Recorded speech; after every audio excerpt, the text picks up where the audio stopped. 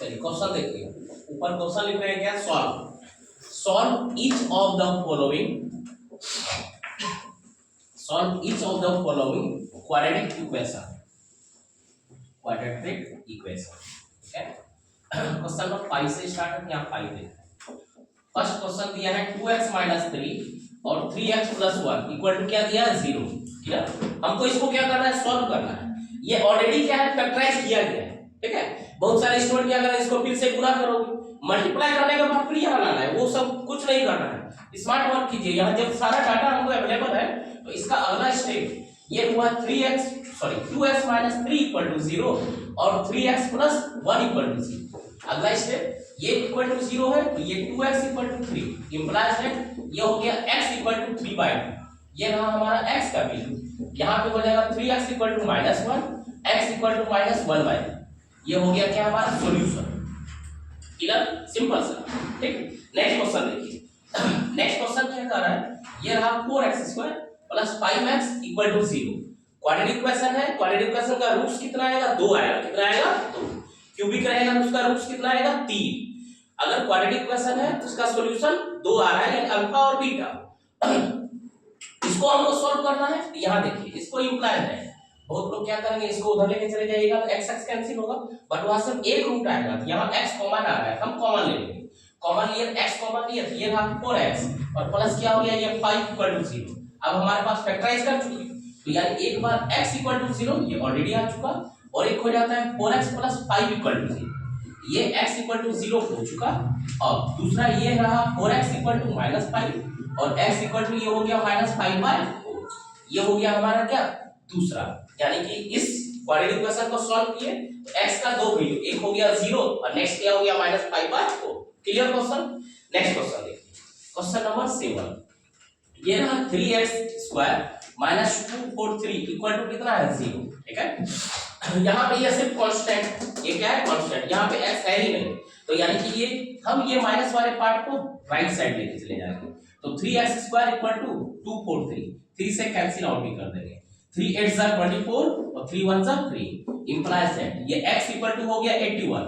तो x = ये क्या होता है, इसका स्क्वायर रूट में दो वैल्यू, यानी x = +-9। यानी इस x का कितना वैल्यू हो जाएगा, दो वैल्यू, x = प्लस और x = माइनस, वो भी 9, +x और -9। फिर देखिए क्वेश्चन नंबर 8। क्वेश्चन नंबर 8 कह रहा है 2x² + x - 6 = 0। यहां से मेन क्वेश्चन स्टार्ट हो रहा है, यहां से मेन क्वेश्चन स्टार्ट हो रहा है, यानी कि क्वाड्रेटिक इक्वेशन के फॉर्म में है। इसको समझना ज्यादा जरूरी, ये आपको काम आएगा क्लास 8 में फैक्टराइज भी, 8 और 9 दोनों क्लास में फैक्टराइज करने के लिए भी, और क्लास 10 में सॉल्व करने के लिए। सॉल्व करने के लिए सिर्फ ये इतना = 0 दिया रहता है, हमको सिर्फ क्या करना है, x का वैल्यू। यहां ध्यान से देखिए, हम क्या करते हैं, प्राइम फैक्टराइज है, हम क्या कर रहे हैं, इसको मल्टीप्लाई कर देते हैं। ठीक है, जैसे इसका मल्टीप्लाई करेंगे यानी 2x² - -6 कितना हो गया, -12x²। कितना हो गया, -12x²। हम 12 को फैक्टराइज करते हैं, 12 को फैक्टराइज करते हैं, 12 को हम लिख सकते हैं कितना, 4 × 3 4 × 12। अब हमारे पास टारगेट यहाँ पे क्या है ना, +x लाना है। क्या लाना है, +x।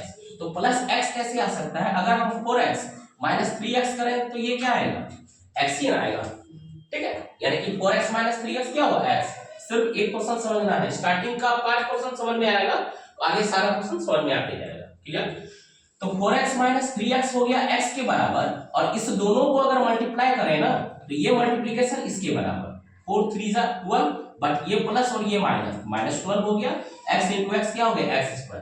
यानी कि हम इसको फैक्टराइज कर चुके, यानी अब हम लिखेंगे क्या, अगला step 2x² + 4x - 3x - 6 = 0। Main step ये है, ये स्टेप अगर आप सही किए सारा क्वेश्चन बनते चला जाएगा। क्लियर। अब यहाँ पे कॉमन ले लेते हैं, 4 टर्म है, 2 टर्म एक साथ, 2 टर्म एक साथ। इस दोनों को पहले अगर एक साथ रखा गया, ये हो जा रहा है 2x² + 4x। क्लियर है, यहाँ माइनस अगर बाहर रख दिए तो इन साइड दोनों साइड क्या हो जाता है, प्लस।